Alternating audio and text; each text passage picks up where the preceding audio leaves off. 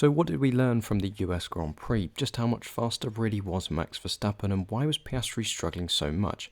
Those questions and more will be answered in this video with full data analysis of the race, so stick around. So first of all then, here is your overall race pace. These are the average lap times of each driver across the whole race distance. We see, of course, Verstappen is out front. If we zoom in, Verstappen has the fastest average lap time, but only by 0.066 on average to Lando Norris, which is closer than perhaps it would seem. Although, of course, Verstappen didn't have to push loads. I guess this is slightly counteracted by the fact he was in clean air, so he was able to control his pace a bit better, look after his tyres better, not sit in dirty air like Norris, so perhaps those factors go against each other a little bit. We can then see Leclerc about 0.2 back on Norris, which on its own isn't enough for an easy overtake, and we saw that Norris sat behind Leclerc for a very long time and had to play it very carefully to get through. And now to isolate it just to the McLarens, we see how big of a gap it is. Norris pretty much on the pace, Piastri over here over 0.4 off the pace, which is a huge difference to the race winner, but also a huge difference to his teammate. Not something that we've really seen between these McLaren drivers who, on average, have been very closely matched. We'll look into that more later in much more detail, but first, let's just look at the Ferrari drivers. We see Hamilton about 0.2 off of Leclerc's overall pace, which is similar to what we've seen for the rest of the season, so not a big surprise there. Antonelli versus Russell. Antonelli about 0.3 off. That's come down a little bit from some other races where we've seen it to be 4 or 5 tenths, but still not a great race for him. Of course, he did have that collision, which was not ideal and not really his fault either. And then looking further back, we've got Tsunoda 0.8 off the pace. There were comments about how the fact he's able to put it in the points now shows Red Bull have a better car, but he's still 0.8 off Verstappen, which is absolutely huge. You know, the talking point of the race is that the McLarens are 0.4 off and the Red Bull cars are still nearly a second off, which is just bizarre. Aside from that, we had Albon. Perhaps his pace is slightly inflated because he had 3 sets of tyres. He went hard, medium, soft, whereas the others, of course, just ran a one-stop. Hülkenberg doing pretty well to be up there, medium, soft strategy, which was pretty much the norm. Of course, Sainz's pace looks worse because he had that DNF, so the only laps he did were on generally higher fuel. And now to look at the fastest laps of the whole race. These are the 20 fastest laps that were put in by any of the drivers. Of course, Antonelli did get the fastest lap of the race on a soft tyre that was 5 laps old. And actually, this shows how Verstappen did have more pace in the bag, because Verstappen here only has the 6th quickest lap of the race, yet those were also on a soft tyre of 4 laps old. So clearly there was more pace for him, because this lap from Verstappen was a 37.9, whereas Antonelli did a 37.5. So clearly there was more if he needed it there.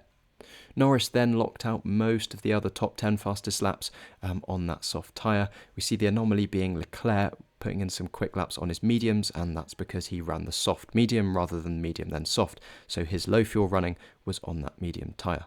Now, before we look at tyre wear, it's interesting just to look at the laps in traffic to see which drivers were most traffic affected. Norris is pretty high up there with 25 laps, the majority of which sat behind Charles Leclerc. Leclerc actually very few laps in traffic, and Tsunoda, interestingly, actually only 5 laps in traffic, and despite that, still had a massive pace difference to Verstappen. Of course, Verstappen 0 laps in traffic, but it's not like you can put that 0.8 of difference down to just being stuck behind other cars. Piastri also didn't have much traffic, only 8 laps, and generally that should help your tyre wear, but we still saw him having big issues. So now to take a look at tyre wear, which was a big talking point, and straight away on this graph where lower means less tyre wear, we can see that Piastri, out of him, Verstappen and Norris, did have the worst tyre wear. It was pretty obvious here on the medium tyre that was the case, but of course we can see it in the data too. And if we look at where that data comes from, these are the fuel adjusted lap times. So these show the lap times of each of the drivers due to just their tyres wearing, or that's the goal anyway if they're not sat in too much traffic. So the steeper line of Piastri means that his tyres were wearing faster. He just could not look after them, as well as this shallower line that Norris managed, and then Verstappen was sat somewhere in between. Although, of course, note that Verstappen's line sits lower than the other two because he was going faster, but it's the steepness of the line that we need to look at. And also another thing, this early pace between Piastri and Norris, quite similar, and it just gets to a bigger and bigger difference. By the end of the stint, the pace difference between Norris and Piastri is right up there, nearly a second. And then if we look at the same charts, but for the soft tyre, so these were the later stints for these drivers, we see that actually this kind of flips on its head a bit. Verstappen and Norris, yes, Norris slightly worse tyre wear, but I'd call that pretty much equal. Piastri, however, managing his tyres better. Could he have changed something at the stop? It's possible. All teams will change the front wing angle when they switch to a different compound to change for, to effectively correct for the change in balance that comes from a different tyre compound. Perhaps the McLaren team changed something on Piastri's front wing a little bit more to correct for the issues he was having. We'll probably never know the answer to whether that actually happened or not, but it's interesting that here, although yes, he's struggling for pace, the line sits very high, it is quite flat. So on the soft tyres, Piastri was managing them a little bit better. The other thing on this soft tyre graph I just wanted to draw attention to, these laps from Norris. If we zoom in a little bit, we see these laps here, his individual lap times, you see this dip here as he catches up to Charles Leclerc. He gets right onto the back of him, and then we hear that his tyres overheat and he gets told to back off. So then his lap times increase a bit, still quicker than actually Verstappen and Piastri's at this point. And then he goes again on the attack and manages to get past. And then we see his pace actually sits slightly below the average, showing that he was being held up by Leclerc, which became obvious once he got past. And talking of those Ferraris, if we quickly just add them in to have a little look at what their tyre wear looked like, we can see it was absolutely nothing special. I think the fact that they did well was track position, especially in Leclerc's case, and some very good defending. And before we have a quick look at why Piastri was slower, if you like the look of the software that you see used in this video, it is my own and will be being released relatively soon. If you want to stay up to date with that, follow the videos or just join the Discord server and you'll hear all the updates. So the main thing I can identify looking here at Norris versus Piastri on lap 18, when Piastri was really struggling, is actually the throttle application. So if we zoom in on some of these throttle zones, so big traction zones where you're really relying on the mechanical grip of the car and the tyres to kind of do their job, we see Norris is able to pick up the throttle much earlier. Just zooming in on this a bit closer, it's at least 3 car lengths, that difference, which you could get away with once or twice. But once we zoom in on some more of these really critical throttle zones, for example here out of turn 6, again, Norris picking up the throttle much earlier, and we just see this again and again. This dotted line, of course, Piastri, solid line Norris picking up the throttle a good few car lengths earlier, and that is very indicative of tyre issues, struggling for confidence. Precisely what the issue was, it's tough to say. I mean, Piastri clearly was having a bit of an off weekend, so it'll be interesting to see if he can bounce back. Something also looking at the other telemetry, brake application, generally very similar swings and roundabouts between the two drivers, and I also checked their decelerations, the actual numerical values of those, and they're pretty similar between the two drivers, so it seems like on braking, Piastri hasn't really lost anything.